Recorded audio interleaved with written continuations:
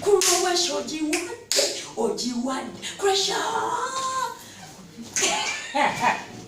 ntegedde kyewadde wagira ntegedde olwibya croatia n'ogenda obadde wagira England England baali yose ne bagikuba baali yose ne bagitula wumuza njagala njogere naye ngompuliriza ekisokerera anti kati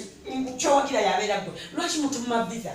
genda wali olaba abaana basimbye layini ku visa muzibama leta kino leta kiri bakugema bakoca bakola bati leta VPN leta TVS leta mobile money